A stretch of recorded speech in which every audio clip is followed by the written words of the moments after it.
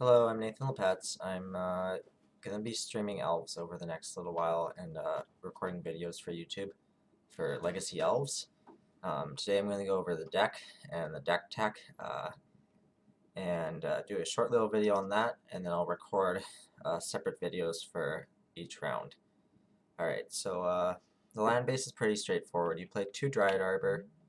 This is a 1/1 Forest Dryad, so it's a creature and a land, so you can fetch it with your green fetch lands, but you can also fetch it with green Sun X0, so we'll go over that later.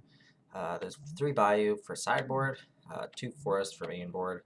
Like, these are just you basically don't fetch them unless you're post board when you bring in your black cards, like Abrupt Decay and Thoughtseize. We'll discuss that later, though. 4 Guys Cradle, because it makes a lot of mana. There's a mana for each creature you control, green mana. 1 Pendlehaven, or whatever it's called. It pumps your creatures. It can be it's just a utility line you need sometimes. And then I have, I guess, 8 fetch lands. I have 8 fetch lands. 8 green fetch lands to fetch your bayous, forests, and dryad arbors. Alright, let's go over the creatures. So in this build, we are playing a lot of 1-drops, which is pretty normal for elves. So the creatures are 1-bit Birchlaw Ranger. This card often gets sideboarded out because it's just a extra elf that you sometimes is really good, but sometimes it's just an elf. So it has morph for green. You can turn it, cast it face down as 2/2 for 3, turn it face up for green. It's a 1/1 elf. Tap 2 untapped elves you control to add 1 green, or 1 mana of any colors, normally green. So that lets you tap even elves their summoning stick, including itself. It's pretty good. 2 Finhorn elves and 2 Llanowar elves, so you just make a split of those. You're playing 4 of those. Often post sideboard, you cut 1 of each. We play 4 Glimpse of Nature. That's not a creature, but it's whenever you cast a creature spell this turn, draw a card. Really good in multiples. They stack. Heritage Druid, similar to Birchlaw Rangers, is tap 3 on elves, add 3 mana. So this one is 2 elves, 1 mana. This one's 3 elves, 3 mana. Nettle Sentinel is a 2/2 elf for 1, but it doesn't untap during your untap step. But whenever you cast a green spell, you get to untap it. So that's pretty good. It works really well with Heritage Druid and Birchlaw Ranger. When you tap 3 elves for mana, then you cast a green spell, then you get to untap it for free. And then tap it again for mana to cast another green spell. This one is Clearing Ranger. It's an elf. Return a forest you control to your hand, untap target creature. So this lets you keep going with Llanowar elves or Dryad Arbor untaps, returning a regular forest, lets you replay your land drops per turn, lets you untap just random elves to tap again for 3 or 1 mana. And then there's 4 Wirewood Symbiote, which isn't an elf actually, it's an insect. But it has return an elf to your hand, untap target creature. So it lets you keep untapping your elves. And the creature that you most often like to return to your hand is Elvish Visionary, which starts with our 2-drop slot. So our 2 drops, we play 4 Elvish Visionary and a Scavenging Ooze.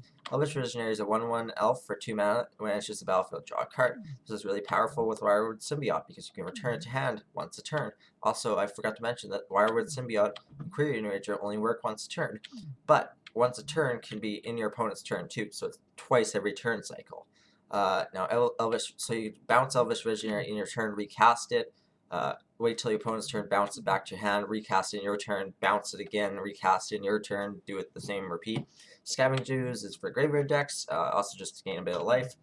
1 Rex Sage to deal with mainboard Chalice of the Void decks. It's a Green Sun Zenith target. It's also a natural order target to deal with it if you get to that point.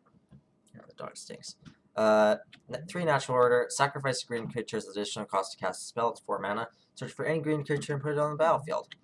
So our natural order package is 2 Crater Hoof Behemoth. Crater Hoof says when it enters the battlefield, creatures you control get trample and +X/+X, which is X is the number of creatures you control. So if you have 5 creatures lethal or 4 creatures, whatever. Green Sun Zenith can also fetch this if you Green Sun for 8, which is Green Sun X. So X8 would be 9 mana. But that's not even hard. You can do that on turn 2 or 3 really easily. Let's go to the sideboard. We'll talk about the sideboard quickly. Sideboard, 4 Thoughtseize. 3 Veil of Summer for combo decks, and decks that are opposing decks that are going to Thoughtseize you, basically. 3 Abrupt Decay. I typically bring those in versus Delver and Chalice of the Void decks.